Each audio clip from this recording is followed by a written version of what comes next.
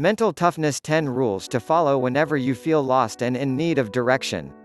There comes a time in every person's life when frustration starts to dominate every aspect of your reality.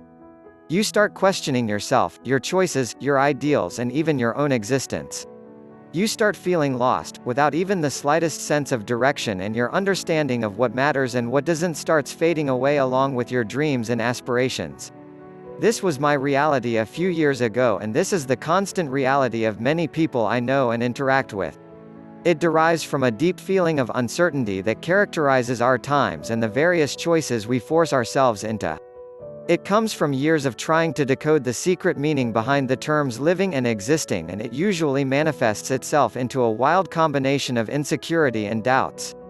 Living our lives on our own terms has never been an easy thing.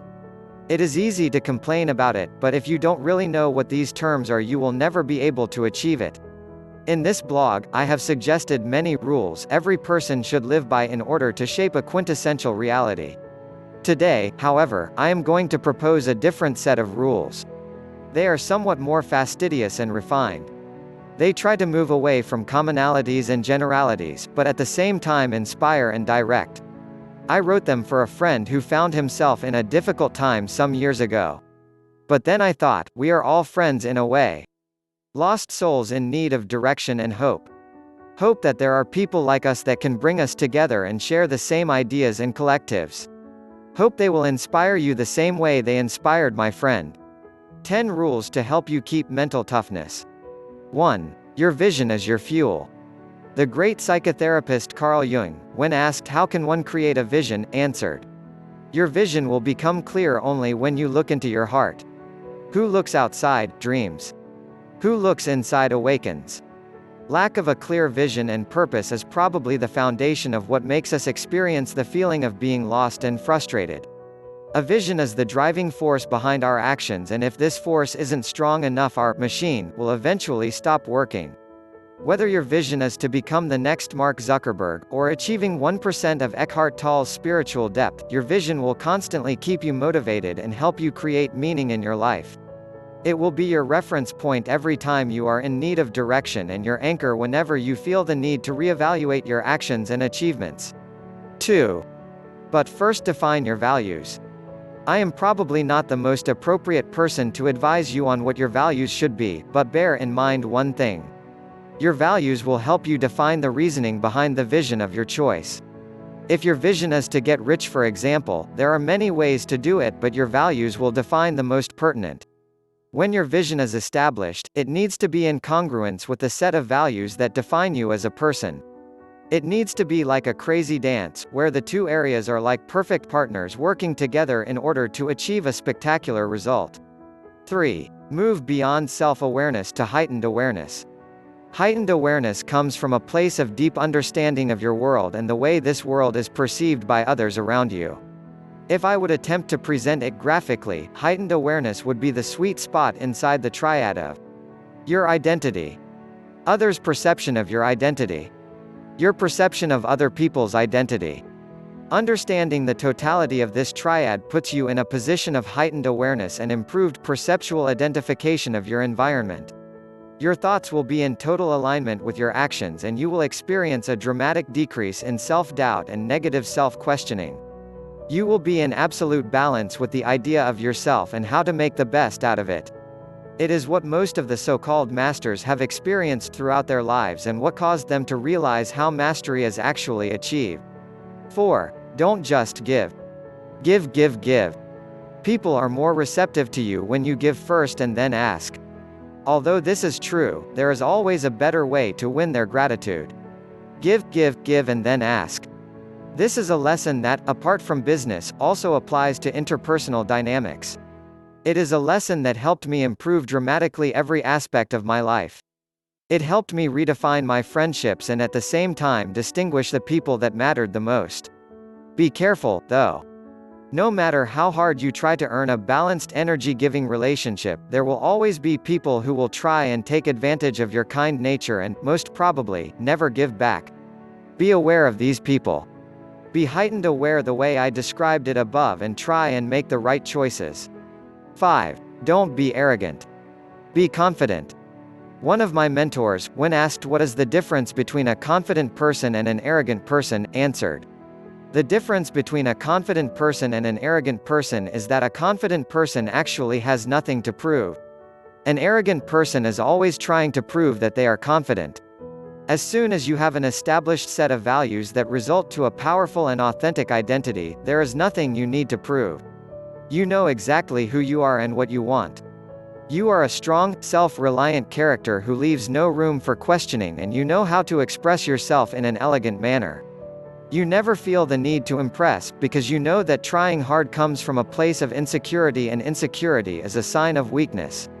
You are in peace with yourself, you know your strengths and you know how to use them so people can respect you. 6. Understand that we all have issues. Work hard on them. We all have issues. We are all born with this innate ability to receive and perceive. What most of us receive during our childhood will most probably stigmatize us for the rest of our lives. It is these little details in the way our parents treated us that shaped who we are and who we want to be. And, usually, because our parents are unaware, we end up with psychological issues that affect our evolution and development. These issues can be real hurdles in our pursuit of enlightenment and, for some people, obstacles that can never be overcome. This is why I want you to pay special attention to this point. You need to learn how to identify your issues and thereupon try and work hard on them.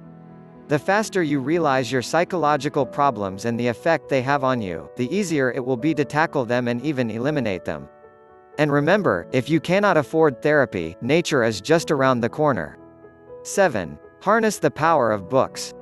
One of the reasons I started my blog was that, while growing up, I realized that knowledge never ends, and the more we know, the more we can reshape our reality in the most creative and purposeful way. I remember, back in my early 20s, I was a very arrogant character. I thought I had a great understanding of how the world works, and I was constantly refusing to accept advice from my elders.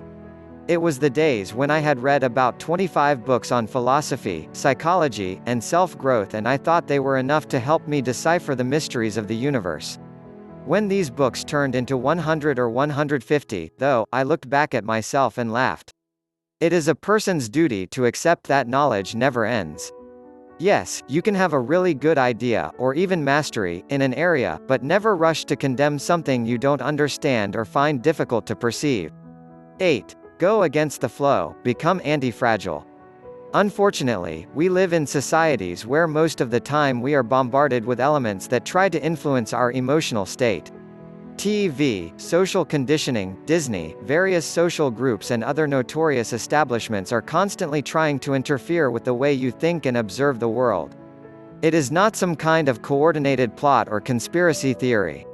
It is years of frustration in every person's mind and the lack of alternatives in the way we live that force the majority of our surroundings to behave that way. A mentally tough person needs to be anti-fragile. They need to know how to turn fear into fuel and misery into excitement. They understand that excitement is contagious, and by capitalizing on spirituality, they never get discouraged and always find a loophole in the system in order to turn things around. 9. If you don't know, ask. As Steve Jobs very elegantly stated in one of his interviews, most people don't get amazing experiences because they don't ask. I have never found anybody that didn't want to help me if I would ask them for help. This statement can be quite debatable and subject to a lot of factors, but you get the idea. There is no better and fastest way to learn rather than to let someone who knows better help you. Nobody became an expert on anything overnight. Almost nobody learned anything without guidance and help. Having someone to show you the way accelerates the process of learning in anything you do. You might think that people are busy or that they have their own problems and issues, but you don't really know unless you try. You will be amazed by how many people will respond to you and offer advice unconditionally. 10. Transfer your knowledge and show compassion. Don't be an asshole. Nobody likes assholes. You should be able to identify people who are in need and are open to your guidance and help. It is your duty to see in other people's lives the same person you used to be and try to give them advice and direction. It is obviously up to the other person's discretion whether he or she will take advantage of the help you are offering. But, at the end of the day, you will see that whether we want to believe in the law of attraction or not, the law will always be there to remind us of its hypothetical existence. Conclusion. As I mentioned in the beginning of the article, living your life on your own terms has never been an easy thing. Mental toughness is, however, the number one attribute you need to cultivate in order to cope with this process. Because, as very eloquently a friend of mine once told me, when the going gets tough, the tough get going. We welcome you to subscribe to our channel. Read more informative blog posts at our site, https://allbaseballmom.com.